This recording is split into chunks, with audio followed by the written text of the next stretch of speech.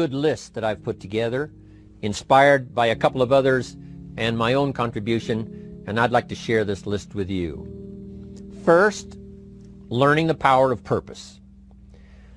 A person who has purpose in their life, they have something to go for, some meaning. One writer described it, for some people it becomes a magnificent obsession. And for you and I, maybe it doesn't need to be that dramatic as a magnificent obsession. But it has to be something that does something to us, something that pulls us, especially into the future. You know, there are many influences on us. One is the influence of the past. Some people are always pulled back by the past. Some people are always pulled aside by the distractions. But here's what's powerful. If you have a list of high purpose in your life, it pulls you toward the future. And the more powerful the purpose is, the stronger it pulls. And here's the other great advantage if you have purpose for the future. It pulls you through all kinds of challenges and all kinds of difficulties. If you don't have these strong purposes for the future, it's easy to get swallowed by a bad day. It's easy to be almost annihilated by a poor month. And it's easy sometimes to almost disappear beneath the waves of a year that goes backwards if you don't have something to pull you beyond that year. So if you want something to pull you through all kinds of challenges, all kinds of difficulties and things that come at you, you got to have something on out there, beyond today, beyond next week, beyond next month, beyond this year, that pulls you into the future. And the clearer it is, the stronger it pulls. The more dynamic it is, the more it affects your life, your spirit, your heart, your soul. It also creates imagination. It gets your mind working on how to achieve that purpose. And if your mind will work, and if your heart works, and if your spirit works, and if you have good input, like good ideas, I'm telling you, there isn't anything you can't accomplish. So that's one of the great powers that'll make a variable of you, and that is purpose. Here's the next one, self-confidence. Where does self-confidence come from? And this is the best advice I can give you on that.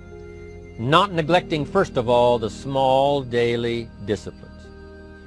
Self-confidence really comes from feeling good about yourself. And one of the best ways to feel good about yourself is at the end of the day to know that you poured it on. You did your best. If you conducted a meeting, you did the best you could. If you made a phone call, it was the best phone call you could possibly make. If you wrote a letter, it wasn't a casual letter, it was your best letter. At the end of those kind of days, when you feel good about yourself, self-confidence starts to rise. You know that if you can have this kind of a good day, you can have another one the next day, and those days become the weeks become the months, and the month becomes a powerful year.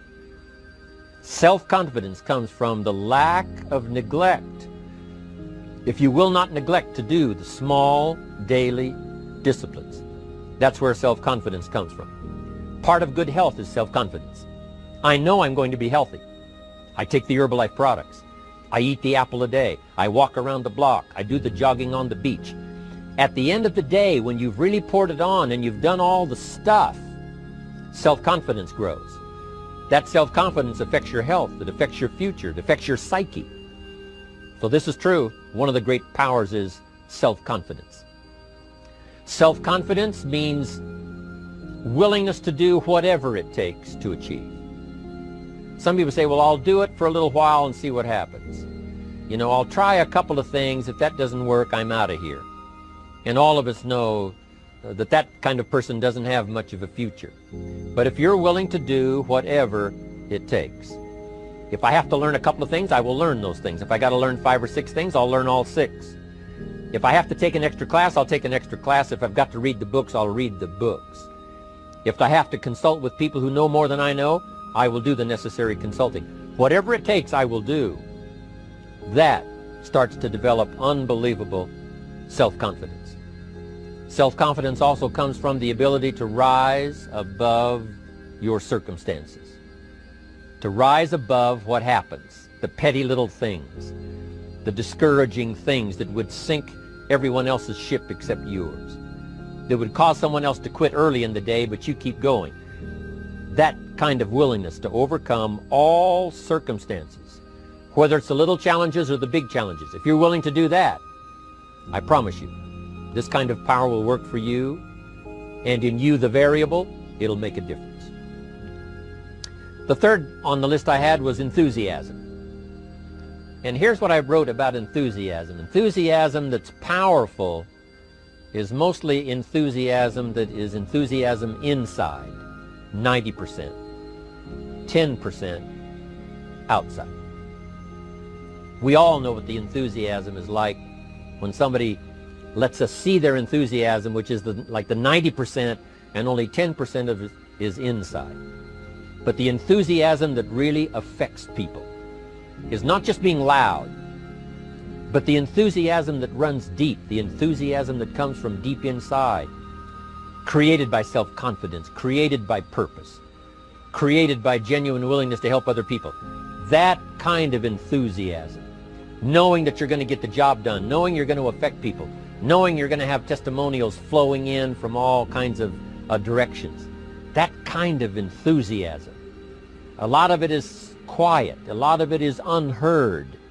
And the 10% that's heard, it rings a bell. People call it genuine enthusiasm because they know that what you say in the outward display of your enthusiasm is only a small tip of the iceberg of the enthusiasm you feel inside that really motivates you to do the best job you can. Next on my list to help you become the powerful variable is expertise. Wanting to excel in all of the skills and settling for nothing less than an outstanding performance. If you're willing to be the best in your field, if you're willing to demand of yourself excellence in skills, to be the best that you can possibly be. In the training, do the best you possibly can. In doing a workshop, do the best you possibly can. Developing the skills of using your personality, developing the skills of language, developing the skills of influence, developing the skills of organizing. If you're willing to be an expert in all of the skills, Herbalife has the way for you to invest those skills and not only make a handsome living, not only make a lot of money, but if you would so desire and if it would be your purpose, a chance to make your fortune. Expertise, excellence in skills. Here was the next one on my list, making a powerful contribution to you, the variable, and that is preparation. Well prepared. And preparation, of course, involves a whole lot of things. A big share of our life is preparing, getting ready. When we go to the first grade in school, we're just preparing for the second grade. After we've finished 2 grades, the 2 grades prepare us for number 3. Sometimes it seems like a long, excruciating time. And the time will just seem like it'll never come when we can finally have the performance that we really want. But it takes time to prepare. It takes time to get ready. And the decisions you make in the preparation time, those are the decisions that last for a lifetime. Preparing to have a good day. It's that preparing, maybe the night before, maybe the couple of days before the day that you're going to put everything together. The preparation for a meeting means that you've taken it serious. The preparation for doing a workshop means you're serious about the workshop. You want to make the best contribution. That kind of preparation is important. But here's preparation that's very vital, and that is to prepare yourself for success. Life seemingly does not wish to waste success on the unprepared. Life says, why waste a fortune on this person? They're not prepared to do the right things with it. They're not prepared to use it wisely. If a fortune was bestowed upon this unprepared person, it would probably be wasted. The people that could have been touched won't be touched. What could have been done won't be done because this fortune will have been wasted on the unprepared person. So not only look for fortune, not only look for the promise, but prepare yourself and ask of yourself, what can I do to make myself ready? Because remember, life was designed not to give us what we want, not to give us what we need, but life was designed to give us what we deserve. Every value in life must be paid for, and those that pay are the ones that get it. It says those that give receive. Someone says, I wish to receive, I wish to receive. You don't have to concentrate on receiving. Just become a good giver. It says those that search will find. Someone says, well, I need to find some good ideas to help change my life for the future. Then to find good ideas, that doesn't come because you need them. It comes because you search for them. If you want good ideas, you got to go after them. You got to go to the class, you got to go to the workshop, you got to go to the training, go to the book, right? You got to go to the journal, right? Go where good ideas are being taught. Go searching, go looking, because good ideas are not going to be wasted on those that are not seeking, searching, well prepared. So, prepare yourself to be ready for fortune when it comes, to be ready for challenge when it comes, to be ready for opportunity when it comes. Opportunity comes along and passes by the person that is not well prepared. I want to prepare myself this year for next year. Yes, I wish to be effective this year, but I'm also thinking of ways, how could I be better? How could my ideas be more powerful? How could they be sharper, more clear? How could I reach some people next year that I perhaps can't reach this year? I haven't reached deep enough into my own soul to affect some people. Some people just pass by and say, hey, what a good speech. But how could I make it stronger than that, deeper than that, more powerful than that? I cannot be as powerful as I could be next year. You know, you can't go to the 10th grade in the 5th grade. You just got to go through the grades. But the more you are prepared, when the 10th grade finally comes, now you can cash in and get 2 times, 3 times, 5 times more value from it by being prepared. I want to do my best this year for Herbalife, but I also want to get ready for next year, 1999. And then when the year 2000 comes, at the turn of the century, I want to be well equipped by language, by instinct, by temperament, by personality, by influence, to really be valuable the year 2000, 2001, 2, 3, 4, 5. That's my goal. I'm sure it's your goal. Now here's the next one. There's great power in self-reliance. Self-reliance means you simply look mostly to yourself. It would be nice if someone just gave you this, gave you this, gave you this. It would be nice if everyone did their job exactly as they're supposed to do it. But here's what you've got to do. Primarily rely on yourself. Primarily say, I'm the person responsible.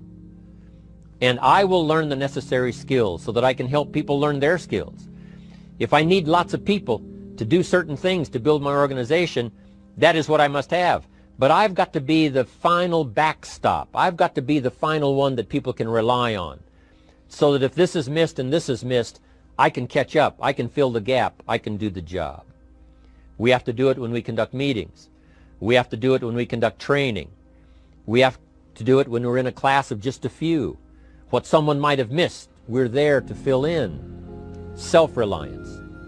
Primarily, we're learning to count on yourself, so that you can do this: never complain and never explain. Here's the next key power, and that's image. There's many parts to image. The image that others see you as, the image you have with other people. And it's very important how other people see you. If they don't see you as a leader, chances are they won't pay attention. If they don't see you as being in control, chances are they won't have the trust. If they don't see you as knowing where you're going, what you want to accomplish, they probably won't follow. But if people can see you, if you have the image of someone that's in charge, in control of your life, your future, your destiny, in control of the situation, if they see that, that kind of image is powerful. It helps to win the day. It attracts other people. People want to be around people that are in control, that are powerful, but they know how to use their power, influential, but they know how to use their influence. That kind of image is important.